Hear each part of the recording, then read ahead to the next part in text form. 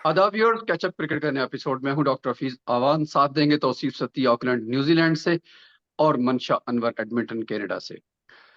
नाजरीन और शायकीन cricket, central contract world cup के दरमियान में पाकिस्तान ने दे दिया। और मुझे कुछ ऐसा लगता है कि जैसे इलेक्शन कमीशन ऑफ पाकिस्तान ने 272 सीटों को कम करके 266 कर दी, यानी कि पैसे बचा लिए कि तकरीबन 6 सीटों के।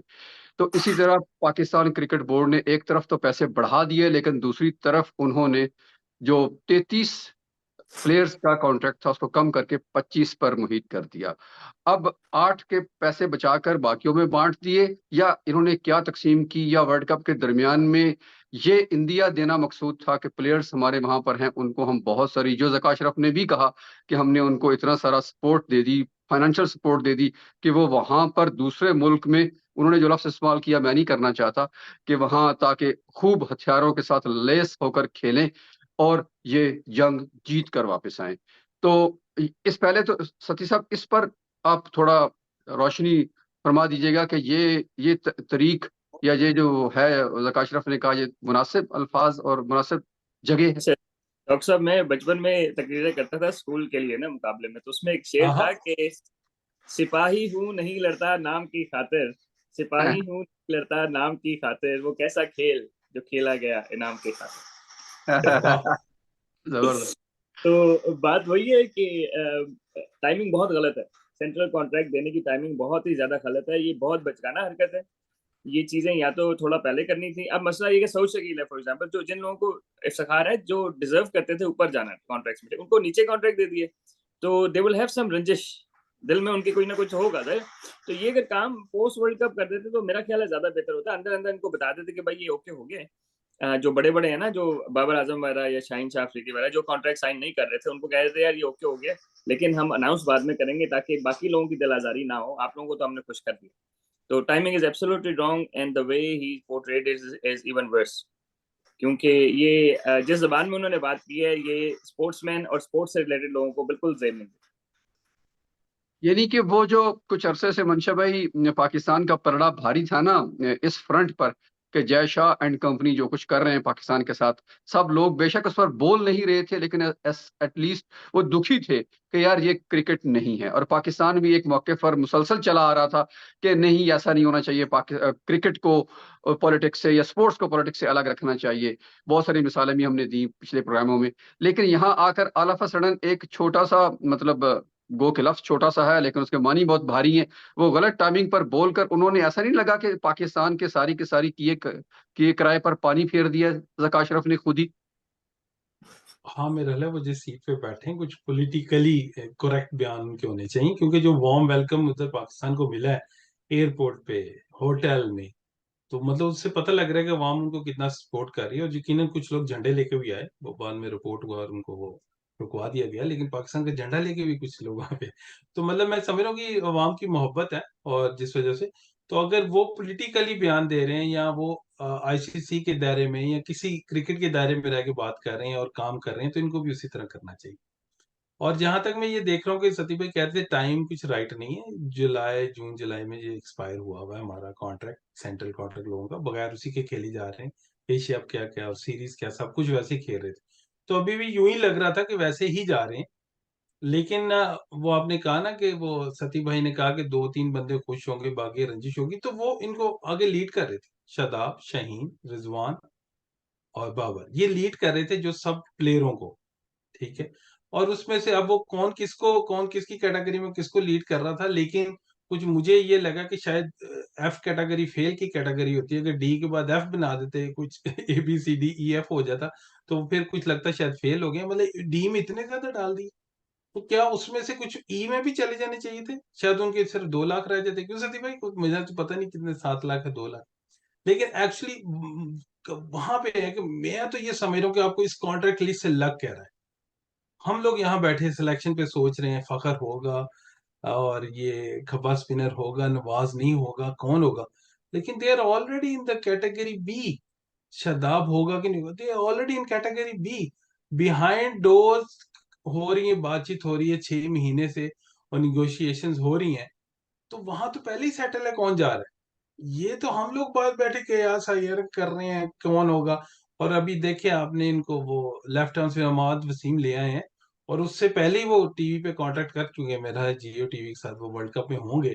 तो मैं सुनना चाहता हूँ कि वो टीम के बारे में क्या बात करेंगे। अच्छा, एक और बात मैं बताऊं सर, इसमें इमाद वसीम को जो लाने की है ना, दो वजह हो सकती हैं। एक वजह तो ये है जो उनको ऊपर रखा, दूसरी वजह पता है क्या है, उनको तंग किया जा सकता है। ठीक है, वो इस तरह कि अब वो सिर्फ 2 लीग्स खेल सकते हैं पूरे साल में, समझ रहे हैं? जी जी। यानी कि अब वो 3 साल का कॉन्ट्रैक्ट दिया ना, ये 3 साल की है कॉन्ट्रैक्ट्स ना, लॉन्ग टर्म में। ठीक है, अब इमाद वसीम को तो इन्होंने टाइट डाउन कर लिया, क्योंकि वो तो साल में तो 6-7 लीग्स होती हैं, सही है, उसको 2 नहीं लीग्स पे सचिन टाइट भाई, डाउन ये कर तो दिया। टाई डाउन होने वाली बात ही नहीं है। बहुत लाख प्लेयरों ने सेंट्रल गवर्नमेंट को ना कर दी, और नहीं नहीं, ना अफ्रीका में, करना और इंग्लैंड में ना कर दिया अगर वो ज्यादा खेलना चाहते भाई। नहीं, मैं वही बात कर रहा हूँ ना, लेकिन उन्होंने जी कैटेगरी में भी डी में नहीं रखा ना उन्हें, जी। समझ रहे हैं? उनको मल्ला भी नहीं करने देते। दाना भी डाला है, और आप समझते हैं कि अरेंज मैरिज कर लिया उन्होंने उनके साथ। हाँ, और ये डॉक्टर साहब और सती भाई दोनों से सवाल है, क्योंकि मुझे जो चीज उसमें ज्यादा सी लग रही है कि इतनी ज्यादा इंक्रीज, इतनी ज्यादा बातें मान ली, और फिर हम सोच रहे हैं कि सिलेक्शन इनकी मर्जी की हो रही है, सिलेक्शन कमेटी की मर्जी की हो रही है। तो वहां से आप देखें कि रिटेनर तो चले बढ़ा दिया, जो भी 50% बढ़ गया कि 200% बढ़ गया, तो उसके बाद जो ये आईसीसी से जो रेवेन्यू आ रहा है 34 मिलियन आया, 3% पे एग्री हुए हैं हमारी टीम वाले, 1 मिलियन फिर भी टीम को जाएगा। Australia 27, India 26%। ठीक है, हम वहां पे नहीं है, लेकिन इन्होंने एक बुनियाद रख दी है।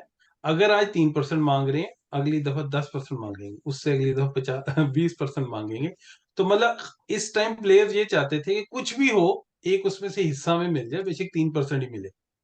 और ये जो 3 साल का देने का क्या मकसद है, कि क्या शहीन, रिजवान और बाबर, इसका मतलब है कैटेगरी ए में से ही अगला कैप्टन भी होगा अगर कोई कैप्टन बुरा परफॉर्म करते हैं। जी डॉक्टर आपने 3-4 सवाल इकट्ठे दाग दिए हैं बड़े, और वो भी पूरे भारी भरकम किस्म के सवाल। तो खैर, कैप्टनसी तो पता नहीं हमारे यहाँ कुर्रा किसके नाम निकलता है, हो सकता है वो सेंट्रल कॉन्ट्रैक्ट में ना हो सकता है वो क्रिकेट ही ना खेल रहा हो, बाहर बैठा हुआ हो, और उसको उठा के हम डायरेक्ट कप्तान लगा दें। ये हमारी हिस्ट्री है 90s में, कि जो नहीं होता था वही कैप्टन बन के आ जाता था। तो इसमें तो खैर कोई मालूम नहीं है। लेकिन यहाँ मतलब ये उन्होंने वाजे थोड़ा कर दिया कि अगर जो कंपेटिटर होंगे, कंटेंडर्स होंगे, वो लगता यही है कि ए कैटेगरी में से ही होंगे, क्योंकि बी में वो लोग रखे गए हैं जिनका अभी बहुत ही करियर ही बहुत शुरुआत में है। अच्छा तो अच्छा, डॉक्टर जी साहब सॉरी, आपको आपसे एक और सवाल ऐड करना है। अगर हम कैटेगरी बात, तो कैटेगरी ए में तो प्लेयर्स पे हमें एतराज नहीं है। आप बी और बी का पहले बताएं कि आपको बी और सी का बताएं, कि मैं अगर शेयर कर दूं जी कॉन्ट्रैक्ट जी, प्लीज के कर ऊपर, दीजिए। तो बेहतर हो जाएगा। अच्छा, अब आप ये बताएं कि बी और सी में जो है वो किसी पे आपको एतराज है? आप दोनों में से पूछ लूंगा, मैं सवाल कर लेता हूँ डॉक्टर साहब से पहले। अच्छा, वैसे आपने कहा कि आपको एतराज नहीं है ए कैटेगरी में, और आपने अज्यूम भी कर लिया कि मुझे भी साहब कोई एतराज इतराज नहीं है, हालांकि ऐसा नहीं है। अच्छा अच्छा अच्छा, बहुत माजरत है। मुझे बिल्कुल एतराज है कि अगर रात की इनिंग को निकाल दें, रात का मतलब यह कि जो अभी वार्म अप मैच में रिजवान ने खेली, तो आमतौर पे मुझे जो लगता है ना, जो मेरा ख्याल है, आप बता देंगे बेहतर बाद में, कि सेंट्रल कॉन्ट्रैक्ट्स के लिए क्या खाने कौन कौन से टिक होने चाहिए ना, ताकि उसके मुताबिक सेंट्रल कॉन्ट्रैक्ट दिया जा सके। क्या टेस्ट क्रिकेट का सेंट्रल कॉन्ट्रैक्ट डिफरेंट होना चाहिए, वनडे और T20 का शॉर्टर फॉर्मेट का अलग होना चाहिए? ये भी एक वजह है ना, क्योंकि यहाँ 25 के 25 पूल में हमें लग रहा है कि टेस्ट क्रिकेट टीम ही नहीं है। ये तो सिर्फ शॉर्टर फॉर्मेट को मद्देनजर रखकर, अगर 3 साल की टीम में। नुमान अली बाहर हो गया। हाँ जी। नुमान अली और इब्रार बाहर हो गए ना, इब्रार और नुमान अली दोनों बाहर हो गए, है ही नहीं। हाँ, वो टेस्ट खेलते हैं ना, तो इसलिए इसका मतलब हुआ कि फिर टेस्ट क्रिकेट तो नहीं हुई ना। यही कहना चाह रहे हैं कि उन दोनों ने ही तो मैच जितवाए हैं पिछले, हमने जितने भी को जीते हैं। डॉक्टर साहब श्रीलंका के मैं तो खिलाफ भी वही खेले हैं, न्यूजीलैंड अगला, के खिलाफ भी वही खेले। हाँ जी। डॉक्टर साहब अगला सवाल तो मैंने यही रखा हुआ था कि मुझे इसमें से 11 टेस्ट की टीम निकाल हाँ, हाँ। दोनों सिलेक्शन कमेटी का मेंबरान है, बिल्कुल ये सवाल तो खैर बहुत ही वैलिड है, और ये है भी सही।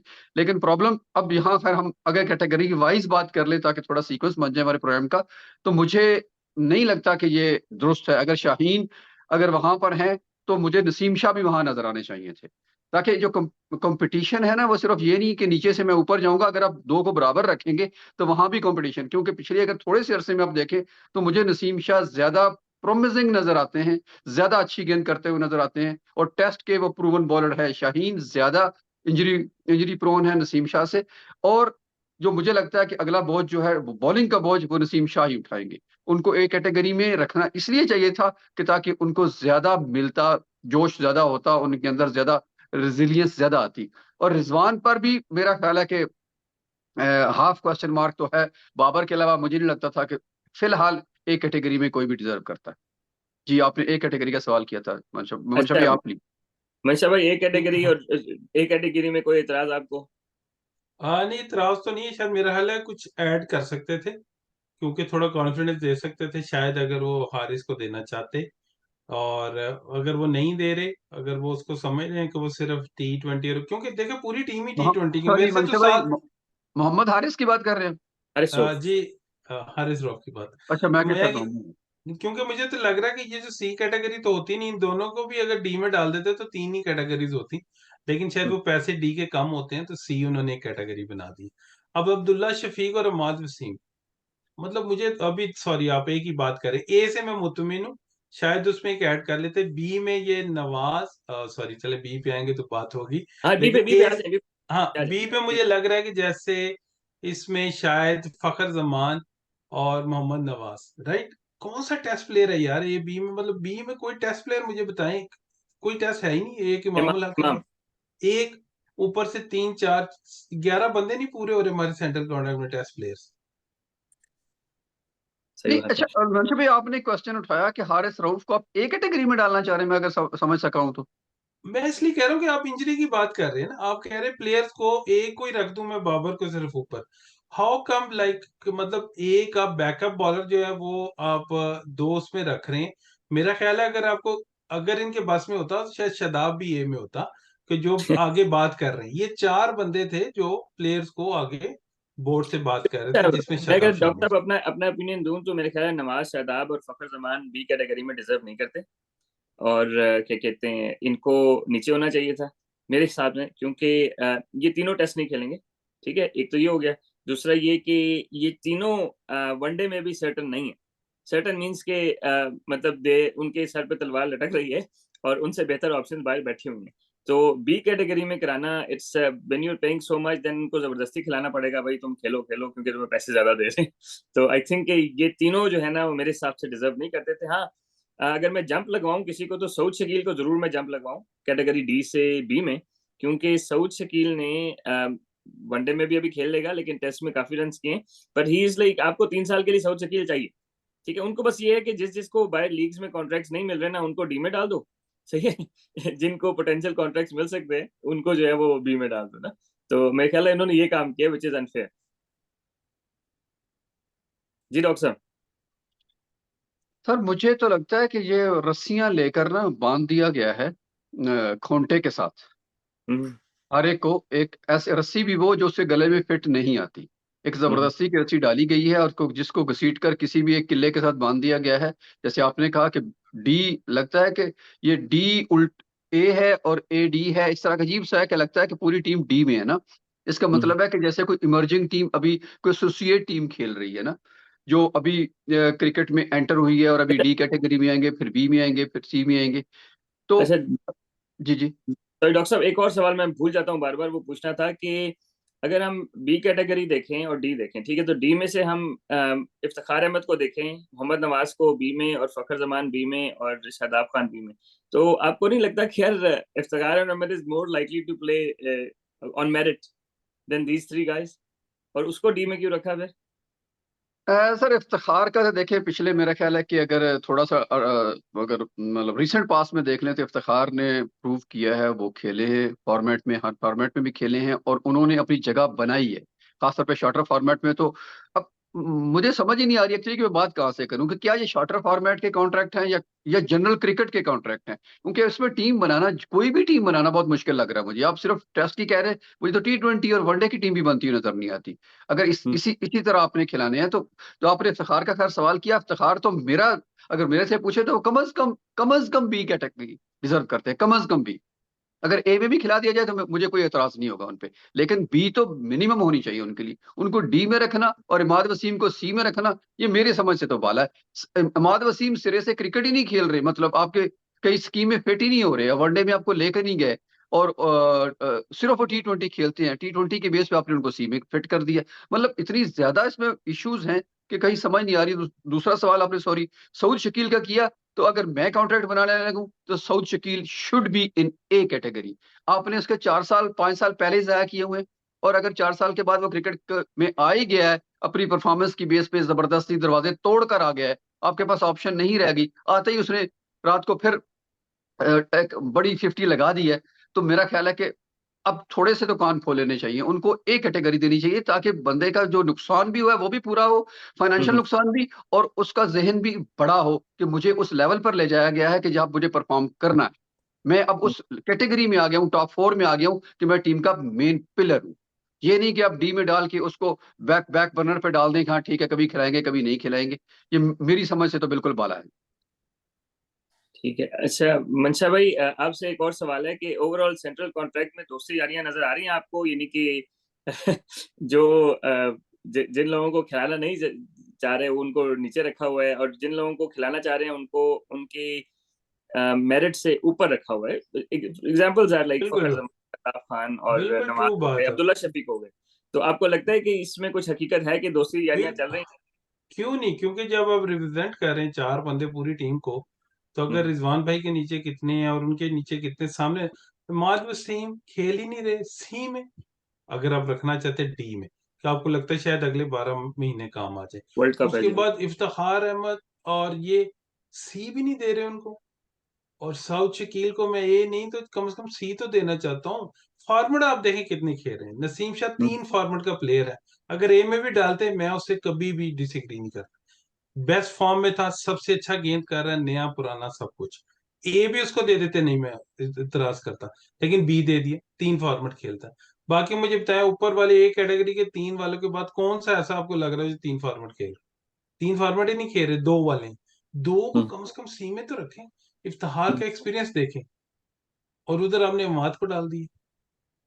अब्दुल्ला शफीक को उसका तो अब्दुल्ला टेस्ट भी अब्दुल्ला वनडे शफीक, मतलब में तो रन नहीं कोई, है उसके। हाँ, कोई बंदा इतराज नहीं करता कि अगर आप, मतलब एक बंदा जो करंट में खेल रहा है अब्दुल्ला है, तो उसको अगर आप दे भी रहे हैं सी, तो शायद मैं, लेकिन इफ्तिखार नहीं है वो, और जितने लड़के हैं टीम में देख लें, सारे सारे कहीं भी उनकी जगह नहीं, कोई भी सेटल नहीं।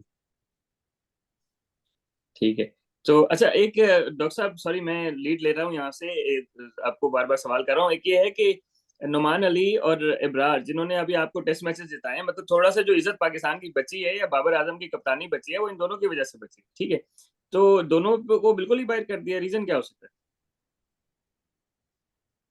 देखिए मुझे लग रहा है कि ये टेस्ट को फॉर्मेट को सामने रखकर टीम नहीं बनाएगी। अब अगर आपके पास FTP हो, फ्यूचर डॉक्टर साहब बात, अब्दुल्ला शफीक क्या कर रहे हैं इधर फिर?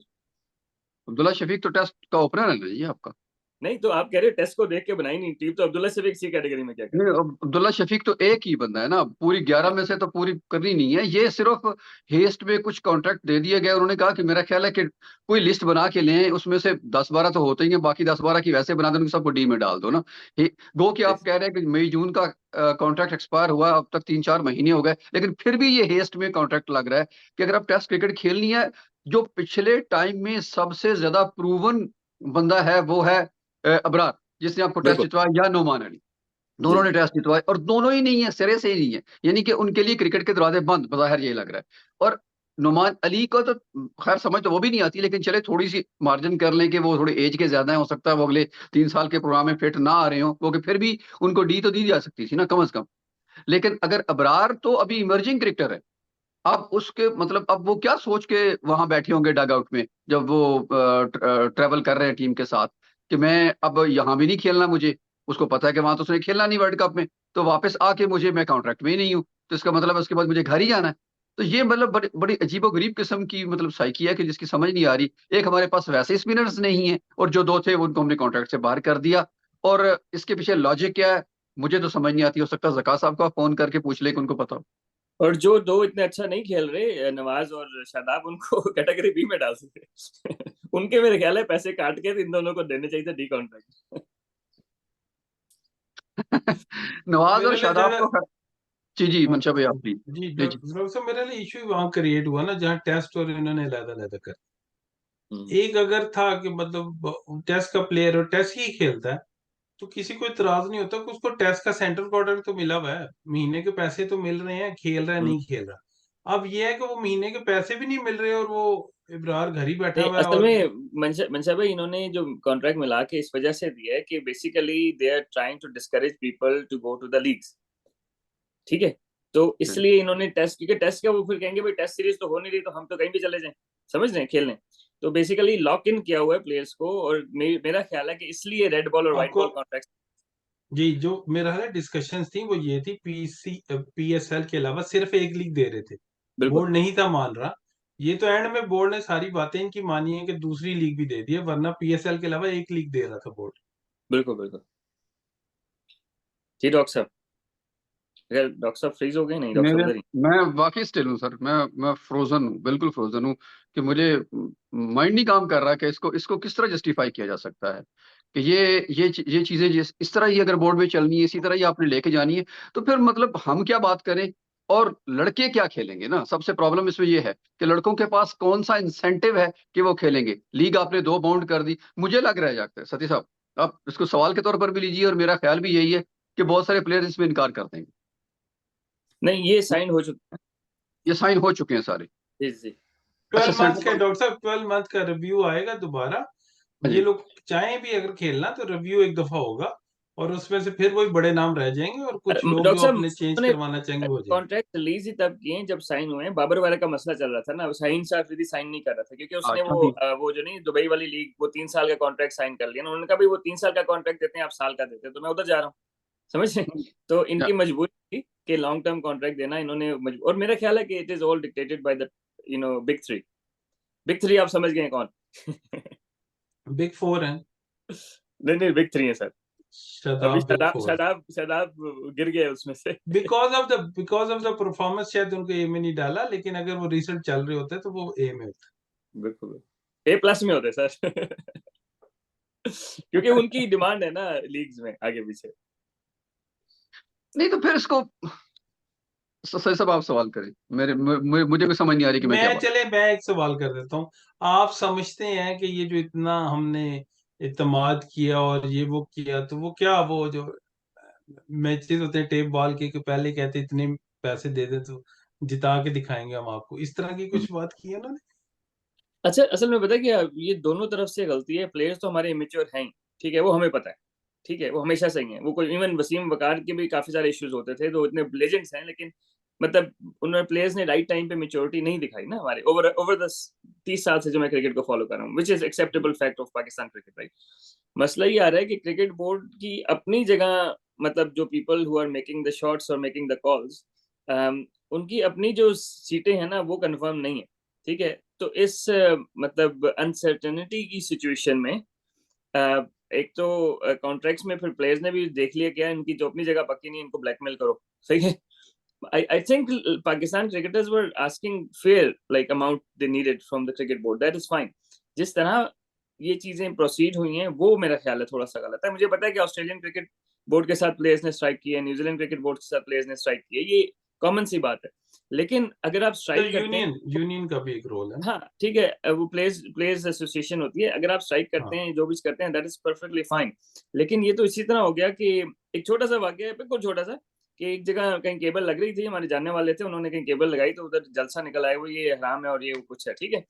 तो जो बंदा लीड कर रहा था ना, कोई स्कॉलर थे, रिलीजियस स्कॉलर टाइप का बंदा था, तो जो लीड कर रहा था, तो वो बाद में उन्होंने साइड से उनसे पैसे ले लिए, ठीक है, और फिर बाद में केबल चल गई। तो जब बाद में किसी ने पूछा, उनका नहीं, वो जो चैनल पे हमें एतराज था ना वो इन्होंने कर दी। अब मसला वही है कि बिग थ्री को तो जो अपनी दोस्ती यारी सारी मिल गई ना, ठीक है, उनको अपने अच्छे पैसे मिल गए। अब जो जो है ना डी का कॉन्ट्रैक्ट है, इसमें इफ्तिखार है फॉर एग्जांपल, ठीक है, इफ्तिखार की जो है वो 6 महीने की सैलरी और बाबर आजम की 1 महीने की सैलरी सेम है, ठीक है। And to be honest, no doubt Babar is our most important player, ठीक है, लेकिन इफ्तिखार इज नॉट बैड इधर। तो ये जो जो गरीब और अमीर में फर्क हमारे माशरे में नजर आता है ना, वो इन कॉन्ट्रैक्ट्स में भी नजर आ रहा है। और I think this is extremely unfair with people like Saud Shakeel, Iftikhar, जो केपेबल भी थे, सिर्फ दोस्ती यारी नहीं थी, बस ये फर्क है। अच्छा मनशा भाई, वैसे चलते चलते आपने सवाल तो आपकी तरफ से था, लेकिन मैं आपकी तरफ उठाता हूँ क्योंकि आप जी सेलेक्टर बहुत अच्छे हैं। क्योंकि लास्ट टाइम भी आपने जो टीम सेलेक्ट की वो एज इट इज इंडिया चली गई है वर्ल्ड कप खेलने के लिए। तो अब प्लीज बता दीजिए कि इसमें आप बाइफरकेट कर दें, मुझे 3 टीमें डिफरेंट डिफरेंट बना दें। बेशक आप किसी को तीनों फॉर्मेट खिला दें, वैसे तो बाबर के अलावा मुझे लगता नहीं कि कोई भी तीनों फॉर्मेट खेलता है, लेकिन चले आप खिला लें। और मुझे चले टेस्ट की बना दें, बाकी तो छोड़ दें, क्विकली बना सकते हैं आप। जी, मेरा ख्याल है टेस्ट में हमें जो दूसरे मुल्कों से 5 खिलाड़ी लेने पड़ेंगे, वनडे में मेरा ख्याल है 3-4 लेने पड़ेंगे, T20 के हमें 5-6 दूसरे मुल्क को भी दे सकते हैं इस कॉन्ट्रैक्ट में। अच्छा, वैसे अभी नेपाल ने बड़ी अच्छी परफॉर्मेंस दी है मंगोलिया के खिलाफ, 300 बहुत मारा प्लस रन उन्होंने, हाँ जी, और तेज उन्हें तरीन पता नहीं क्या क्या कर दी। 20 ओवरों में उन्होंने तो बर्बाद कर दिया उनको। और फिर वो 9 बॉलों पे 50 भी कर दिया एरी ने। वो तो मतलब अब कोई तोड़ ही नहीं सकता उस रिकॉर्ड को। तो वो तो कम से कम 9 पे ही बनेगी, बराबर ही हो सकता है वो रिकॉर्ड तो। जी, जाते जाते एक सवाल है, शायद हमें खिलाता है प्रोग्राम करें, ये जो अभी टीम्स गई हैं सती भाई, उसके अंदर जो रिजर्व प्लेयर है वो भी साथ गए हैं? जी, ट्रैवलिंग रिजर्व बोलते हैं ना उनको, ट्रैवलिंग रिजर्व। अच्छा, वो ट्रेवलिंग रिजर्व यानी कि वो खेल सकते हैं किसी भी टाइम? मतलब ये कि वो आप उसको इन एंड आउट कर सकते हैं, जो इन एंड आउट इस सेंस में कि कोई बंदा है उसको आपने क्या कहते हैं फ्रीज करना है कि ये अब नहीं खेलेगा, ये खेलेगा, लेकिन अगर वो उसने वापस आना है तो फिर जो उसकी जगह खेला उसको वापस, मतलब ये कि विद इन द स्क्वाड आप कर सकते हैं ना।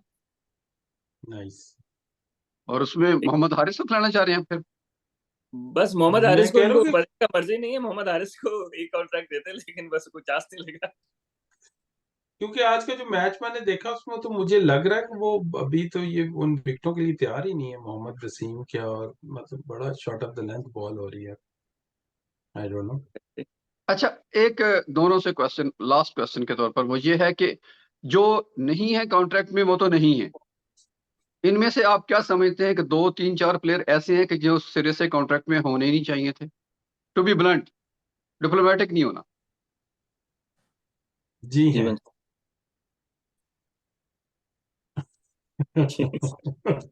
हम नाम ना पूछने शुरू हो चुके। नाम नहीं और पूछिए सर, नाम मैंने कहा डिप्लोमेटिक नहीं, नाम चाहिए मुझे। अब आपने अबरार का नाम ले दिया, वो नहीं है, नुमान नहीं है, वो जो नहीं है नहीं है, जो है वो क्यों है? उनके नाम तो ले देना कम से कम कि क्यों है वो नहीं होने चाहिए थे। मेरा हाल है अभी जो सर्टनली मुझे नजर आ रहा है कि अगर वो आपके प्लान्स में नहीं है, और वो कौन से प्लान है जो 15 महीने पहले नहीं था तो अचानक शुरू हो गया प्लान, अहमद वसीम है, मुझे लग रहा है पीछे प्लान्स में नहीं है, तो कैसे आप सोच रहे हैं कि आगे अब अचानक प्लान्स में लेंगे? वर्ल्ड कप भी टीम में नहीं है।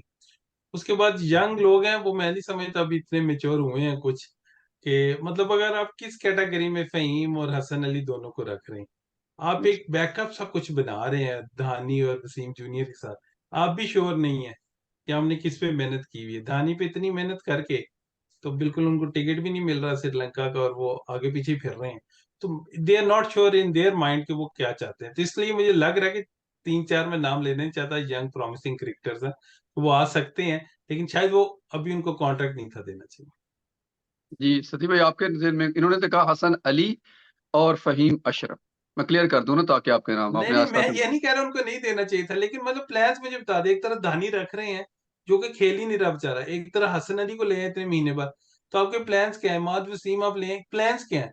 वो तो इनको भी पता है कि क्या प्लान्स है, कि ये जैसे ही सीरीज खत्म होती है किसी 1-2 इंजर्ड करके इनको खिलाना, तो वो एक अलग बात है। लेकिन डॉक्टर जी साहब मैं कहूंगा कि अगर तो सऊद शकील और इफ्तिखार को डी कॉन्ट्रैक्ट देना था ना, तो डी कॉन्ट्रैक्ट में जो आधे लोग हैं ना उनको उस कॉन्ट्रैक्ट में नहीं होना चाहिए था मेरे हिसाब में, क्योंकि ये उन दोनों के साथ बहुत बड़ी ज्यादती है। ठीक है, जो पाकिस्तान के रेगुलर प्लेयर्स भी हैं, पाकिस्तान को मैचेस जितवाते भी हैं और मुश्किल जगह पे परफॉर्म करते हैं, ठीक है, उनको आपने डी दिया, और जो लोग अभी फ्रेम में ही नहीं उनको भी डी दिया हुआ। तो मेरा ख्याल है कि डी में जो आधे लोग हैं ना वो नहीं होने चाहिए थे, इंक्लूडिंग हसन अली हो गया, ये जो जो मतलब ये तो दोस्ती यारी 11 ही हो गई एक तरह से।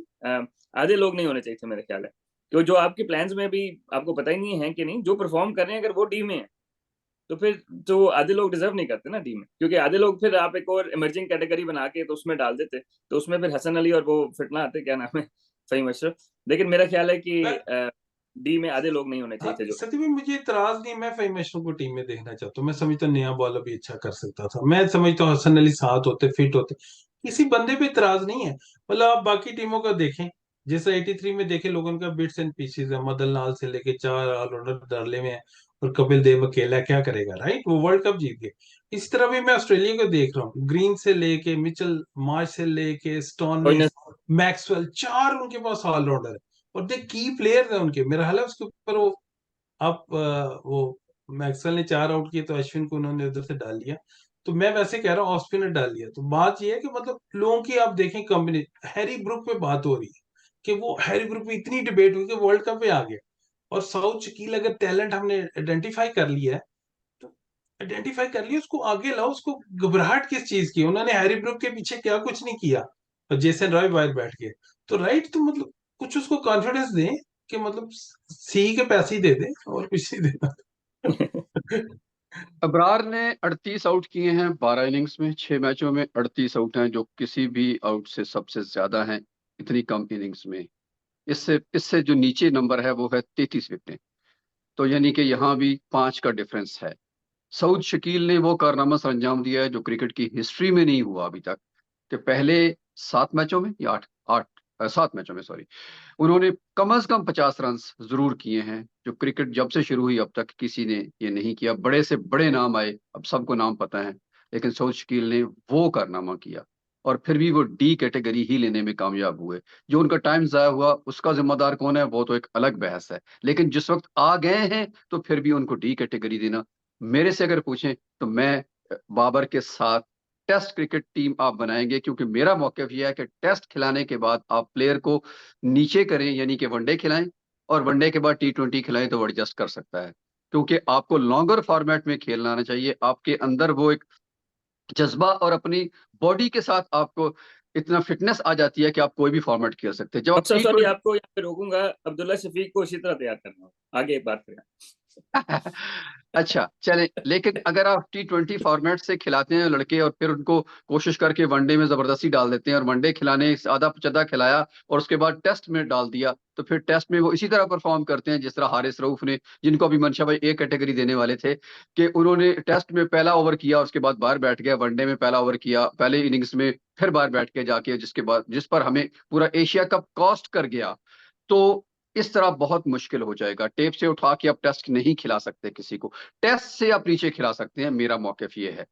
तो सऊद शकील को भी अगर टेस्ट खिलाया है तो उसको भी आहिस्ता आहिस्ता आप जगह बाकी जगहों पे खिलाएं, लेकिन इतनी देर ना कर दें जितनी देर उसको आपने टेस्ट खिलाते खिलाते कर दी।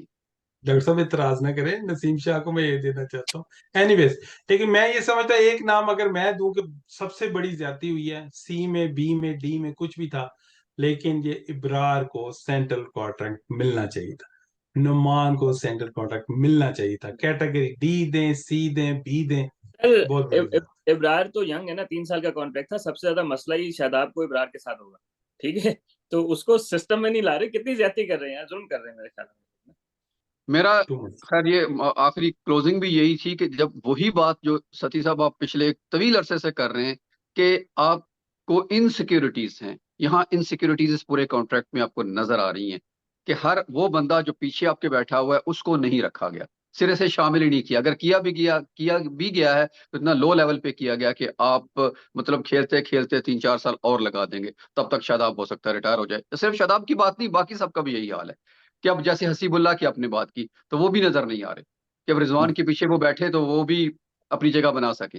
ठीक है, तो इसी तरह ये बहुत सारे इश्यूज हैं कि अब अगर आप ताहिर सर, तैयब ताहिर ए टीम, तैयब ताहिर नहीं है कॉन्ट्रैक्ट में, ए टीम में उसने अभी 100 किया फाइनल में, पाकिस्तान टीम के साथ था।